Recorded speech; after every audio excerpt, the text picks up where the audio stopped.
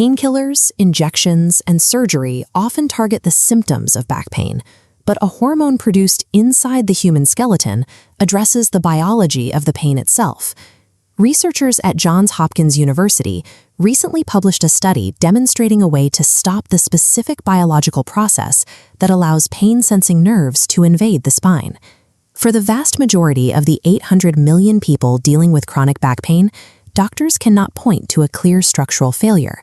There is no obvious fracture or massive herniated disc. Since the macrostructure of the back appears intact, the source of relentless pain often hides at a microscopic level. This diagram highlights the vertebral endplates, thin border walls separating spinal bones from the discs. As the spine ages or sustains injury, these walls degrade and lose density. Through this compromised barrier, pain-sensing nerves aggressively creep into forbidden tissue zones. Because these nerves have set up shop inside the disc space, every time a person sits down or bends over or shifts their weight, those nerves are physically triggered. In a degenerating spine, these misplaced nerves are triggered by daily movement, turning a structural weakness into a source of constant, relentless pain. This brings us to parathyroid hormone, or PTH. It is a natural maintenance signal produced in the neck that instructs the skeleton to repair and remodel its bones. Doctors often prescribe synthetic versions of PTH to treat osteoporosis.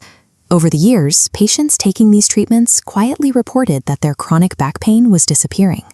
To find out why, Dr. Janet Crane and her team at Johns Hopkins designed an experiment. They tested PTH across 3 distinct groups of mice, some that aged naturally, some with surgically induced instability, and some with a genetic predisposition.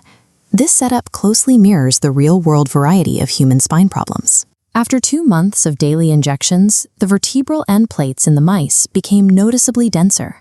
The invasive nerves shrank back from the discs, and the mice displayed significantly reduced pain responses across all tests. The hormone actively reversed the physiological pain response. To see exactly how it achieved this, we have to look down at the cellular level. In this cellular sequence, a PTH molecule activates a bone-building osteoblast. The active cell mass produces the Slit3 protein, creating a targeted biological keep-out barrier. When the growing tips of invasive pain nerves encounter the Slit3 protein, they physically recoil and shrink away. The researchers proved this link by removing Slit3 from the bone cells in the lab. Without the protein, the hormones stopped working, and the nerves continued to invade the spine.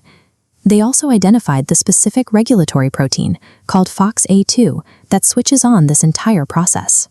This provides future drug developers with a highly precise target.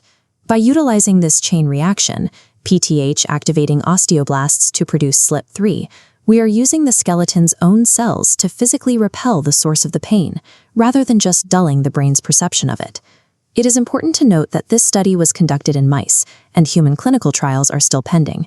However, there is a timeline advantage here. Because PTH-based drugs are already FDA-approved for treating osteoporosis, the runway to human clinical testing is significantly faster than starting a new drug from scratch. This discovery provides a molecular explanation for the cellular chain reaction that drives spinal pain, offering a roadmap for treatments that target the cause.